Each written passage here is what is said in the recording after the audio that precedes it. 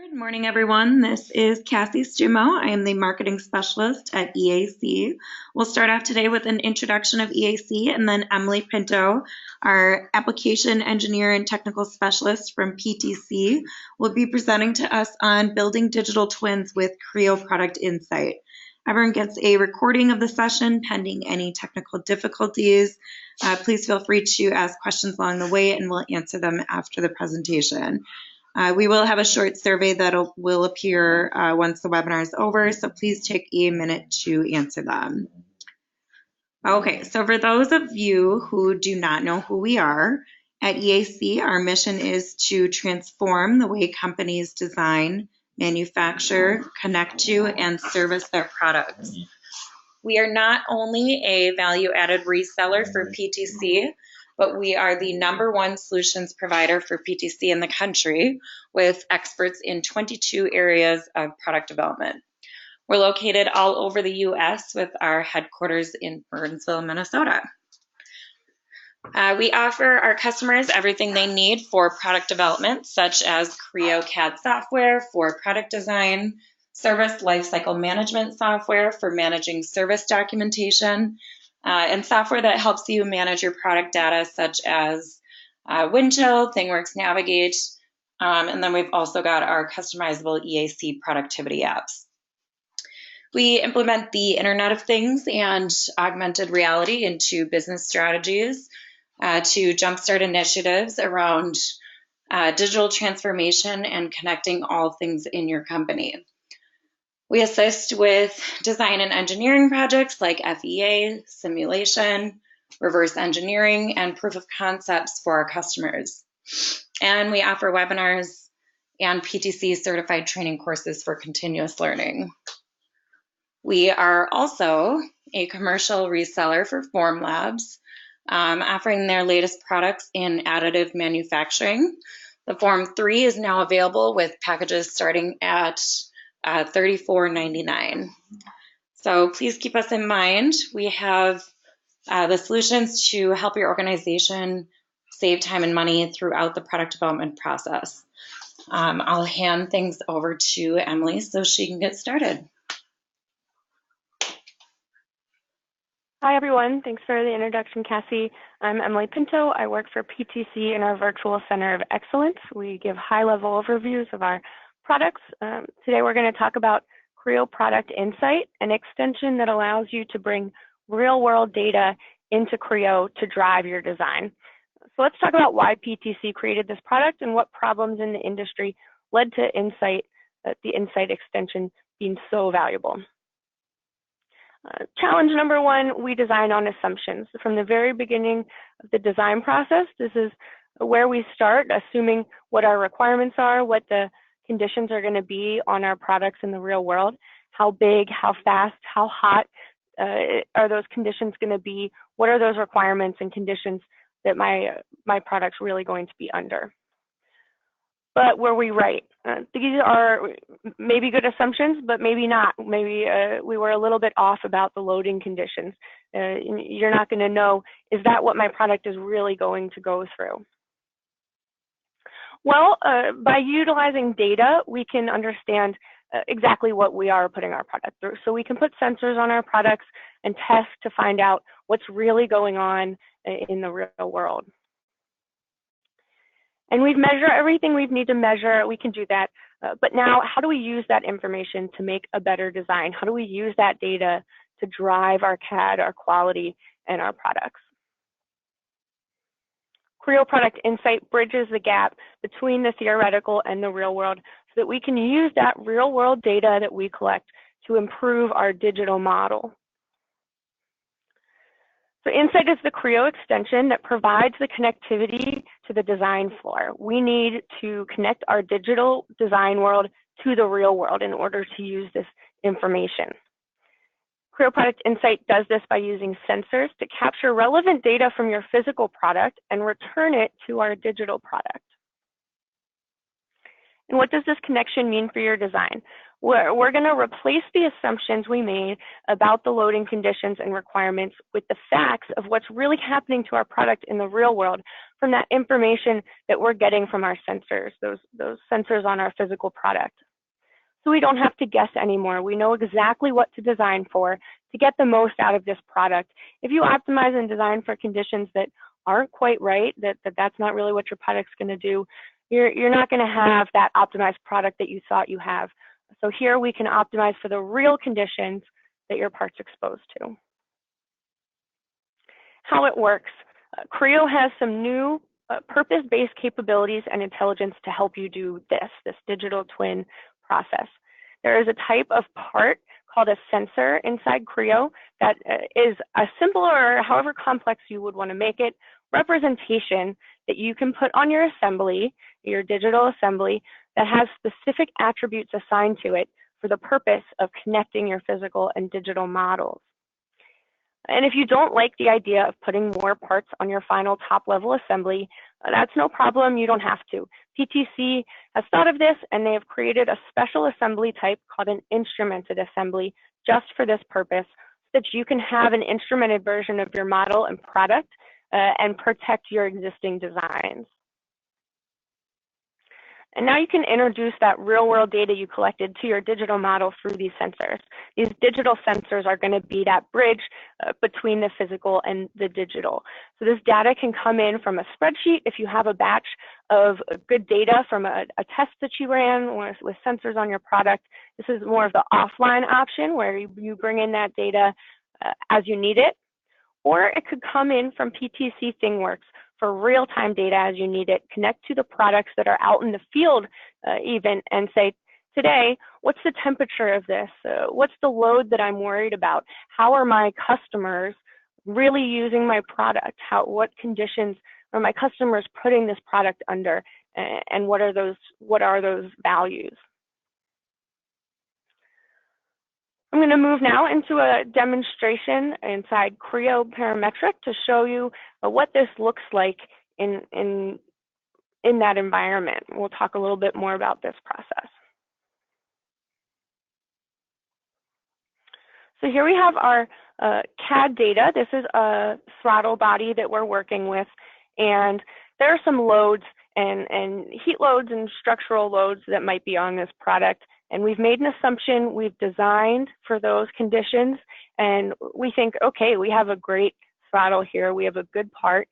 This disc on the inside clears these walls perfectly, and based on all our simulations that we ran, this is going to work really well.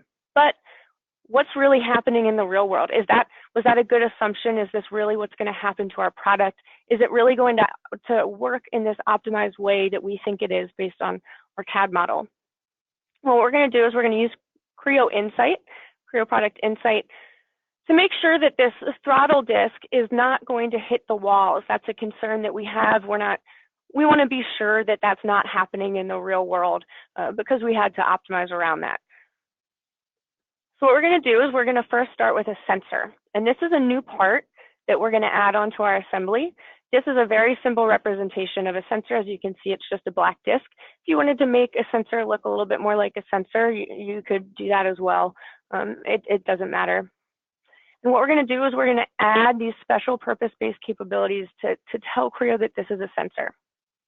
So in our model properties, we can see we have model interferences. We have a sensor button. So we can choose to add in different attributes and say, this is an angle sensor. I want the initial value to be 50. Any other information we need, I want it to be in degrees as my units. We can bring that in. If we use these angle sensors a lot, or you can enter them manually if you need to, we can see now that in this model, it's defined as a sensor. So when we bring it into our assembly, we can insert sensor, bring that in, and now our assembly knows that it's a sensor as well because we brought it in as a sensor. Now we're just going to add it to our assembly like we would using regular Creo functionality, like it's any other part. And we can see that it's undefined, so it's not linked to any value in our model. What we're going to do is, because this is an angle sensor, it measures in the real world the real physical version of this that this represents, measures the angle of that disk in the real world. So we want those two dimensions to be linked as well. So we're going to link this sensor to that angle dimension. We click on the part we want, we click on that dimension, and we hit OK. So now those values are going to be tied together. If the sensor reads a certain angle, a certain value, that's the value of that dimension that we just chose. So the sensor is going to drive the dimensions, drive the parameters of the model so that the model reflects the physical one in the real world. So you can see here it's being used. We can click OK. And if we change that value, let's say this is starting at 50 degrees, we want to change that. We can change it manually. So here we're going to change it to 45, and when we hit OK, we'll see the disk move. So all we have to do is regenerate here, and it's changed positions. So what this allows us to do is to take whatever physical thing is happening to our physical product. Those sensors in the real world are going to take that information and have those data points about what all of the different sensors read. When we bring that into Creo, we have the real sensor and the digital sensor mirror each other, and then that's going to drive the values on our CAD model. So our CAD model dimensions are going to reflect exactly what's happening in the real world for all those loads and all those different values. Now, what we care about here is that this is going to clear, so we're going to add a measurement feature. We're just going to do a quick measurement between the wall and the disk, and we're going to save this as a feature of the model so that we can use it in a lot of other places to keep track of this very easily as we do our analyses.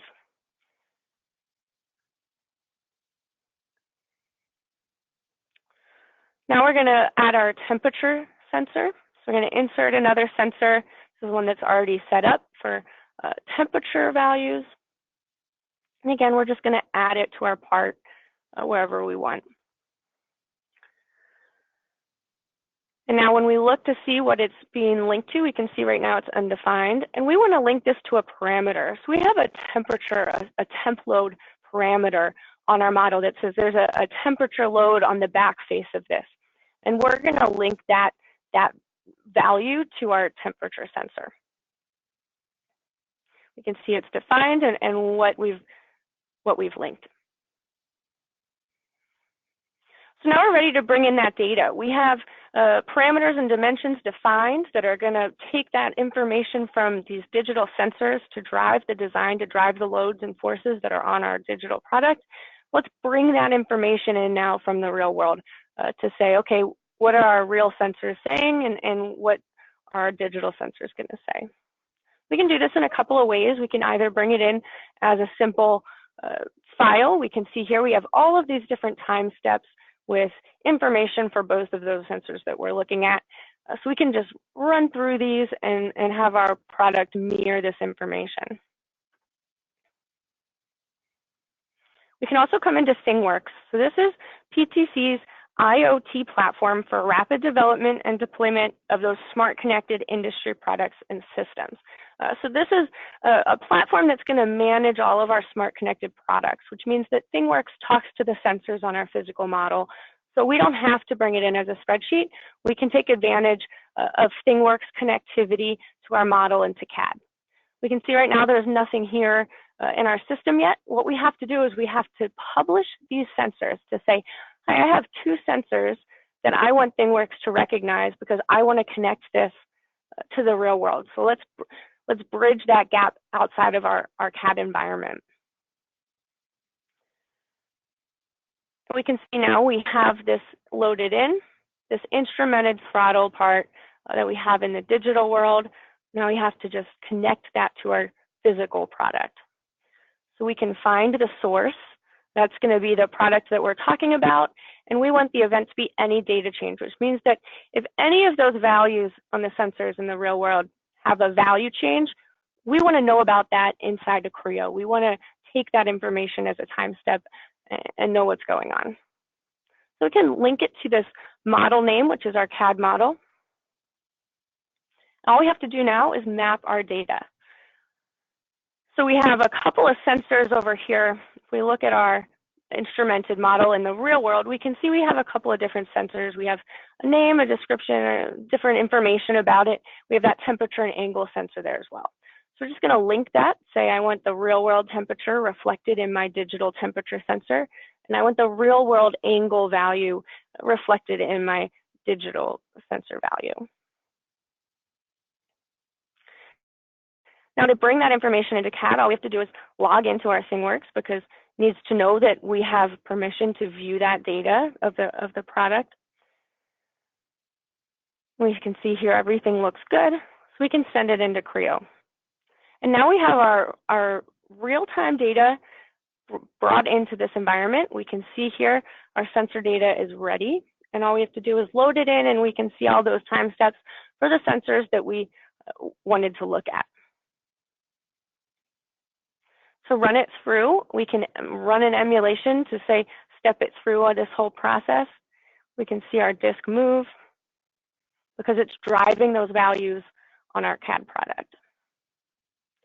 So now we're going to do some simulation. We're going to do some analysis to understand, okay, now that we have the information connected across that theoretical and physical world, what does that mean for our product? Let's get some information out of that.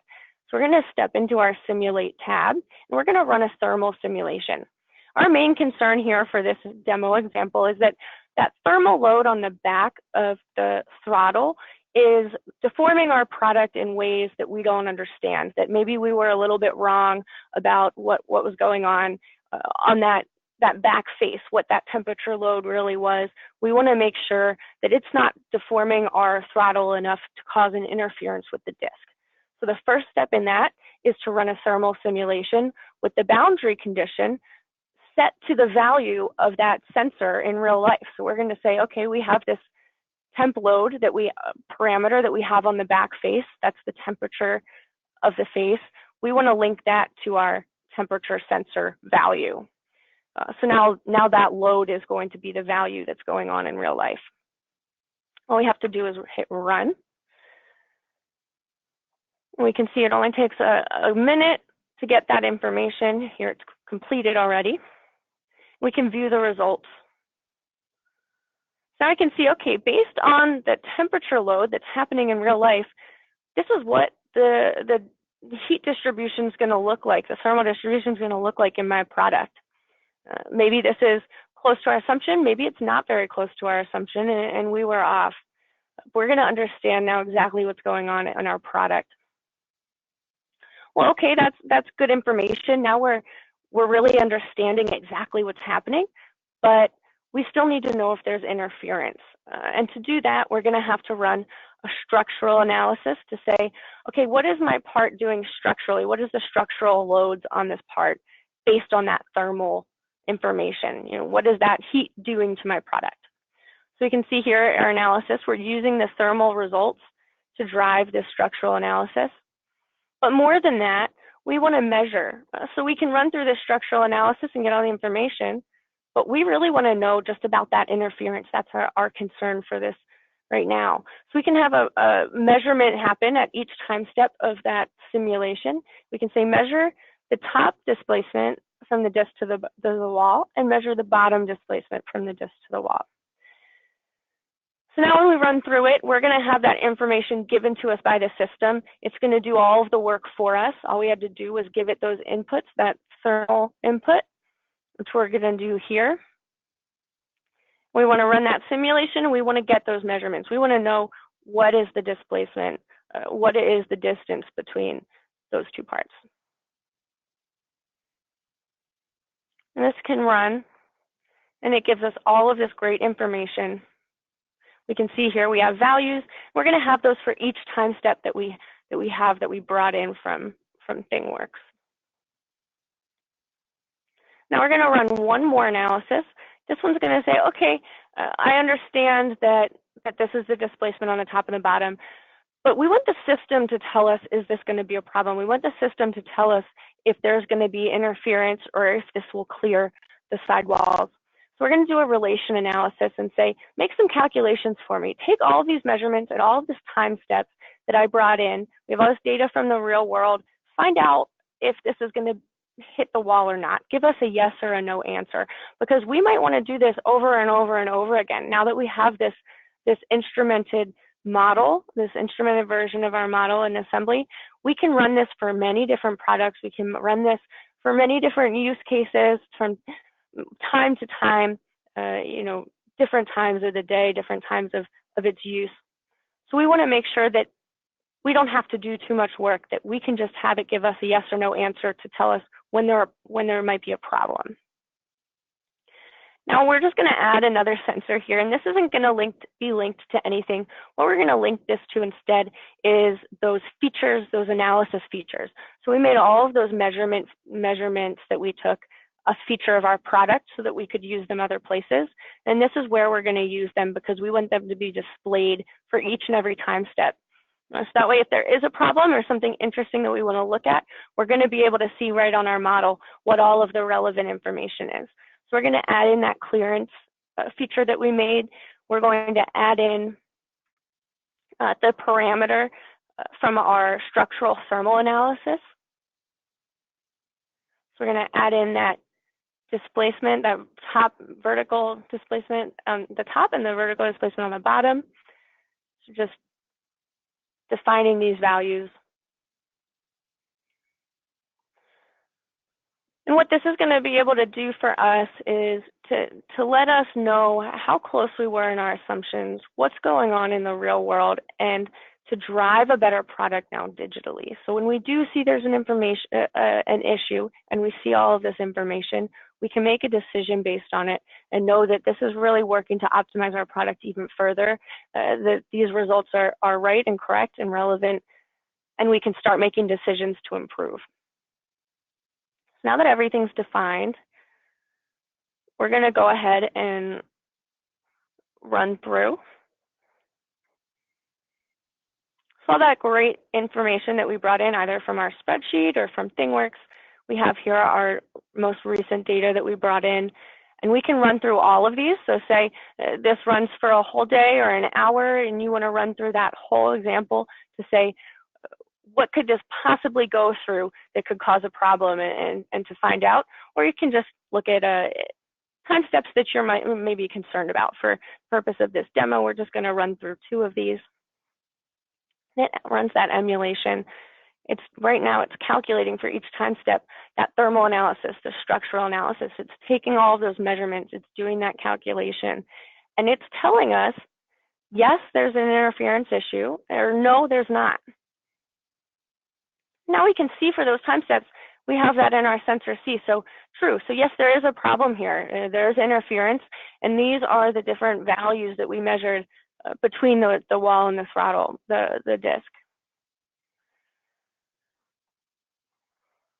So just to recap, coming back around,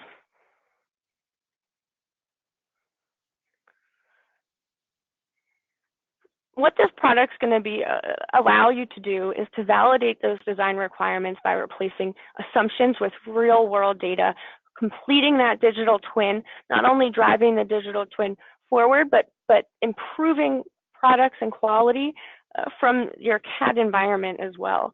So improving those future products that you're going to make.